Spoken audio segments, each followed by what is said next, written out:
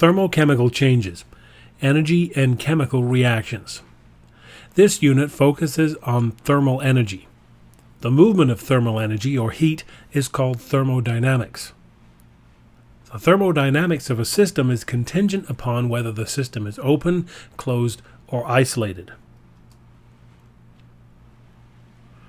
Before we begin, we should review kinetic molecular theory. All particles of matter are in a constant and continuous state of motion. The only time they're believed not to be is at minus 273.15 degrees Celsius, absolute zero, or 0 Kelvin.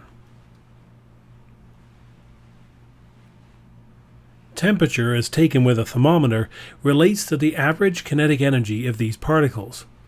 That is, the energy these particles provide as a result of their motion. A drop in the average rate of motion translates into a drop in temperature.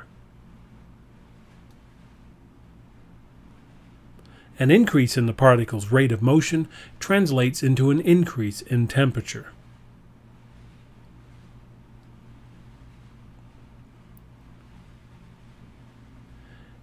To get these particles to increase in speed, which thereby raises their kinetic energy, a second energy source is added.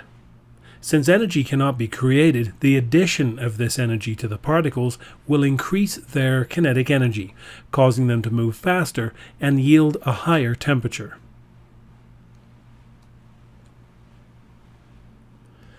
Likewise, by transferring some of that kinetic energy away from the particles, causes a drop in their motion, reducing their average kinetic energy, and this translates into a decrease in temperature.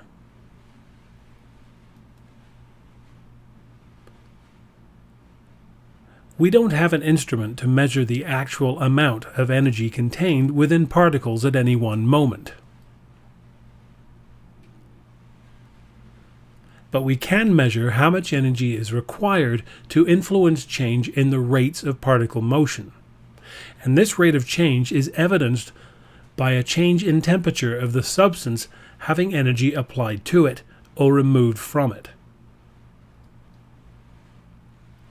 Let's consider a chemical reaction, the burning of a candle.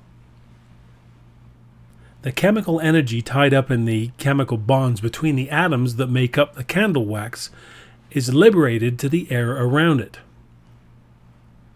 The air particles absorb this energy, increasing their rates of motion. This is interpreted as an increase in temperature of the area around the burning candle. A couple of terms. The burning candle is called the system, and the air around it is called the surroundings. The energy tied up in the bonds between the atoms of a substance is called potential energy. Much of the potential energy is released during the process of combustion and absorbed into the particles surrounding the system. This energy increases their rates of motion. So in other words, chemical potential energy is transferred into increasing the kinetic energy of the surroundings, thus raising its temperature. The degree to which the temperature of the surroundings increase enables us to calculate the amount of energy released by the system. The amount of energy required to change the average kinetic energy of air particles is a lot less than trying to change the average kinetic energy of water particles. So if the surroundings of the system is water, and in high school chemistry it frequently is, then to accurately determine the amount of energy released by the system, we need to consider how much energy is required to change the temperature of the water. The degree to which the temperature of the surroundings change requires knowledge of three facts. Firstly, the actual change in temperature, that is, the difference between the temperature before the reaction and the maximum change in temperature that occurred during the reaction. The second important fact involves the mass of the surroundings undergoing the temperature change. For example, the mass of the water surrounding the system. Essentially, the greater the mass, the greater the number of particles that make up the substance, and the more particles, the more energy required to change their average kinetic energy. And finally, the specific heat capacity of the substance. Different substances have different properties because they are made up of different combinations of particles. An amount of energy applied to one substance may change the kinetic energy of its particles to a different degree than another substance after application of the same amount of energy.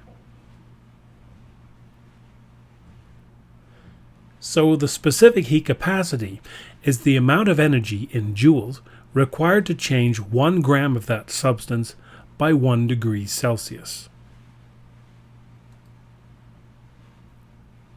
We can come up with a general expression that links together these 3 components to generate an energy value. The change in kinetic energy of a substance, indicated in this expression for some unidentifiable reason as Q, and sometimes lowercase q, is equal to the products of the substance's mass, its specific heat capacity, and its change in temperature.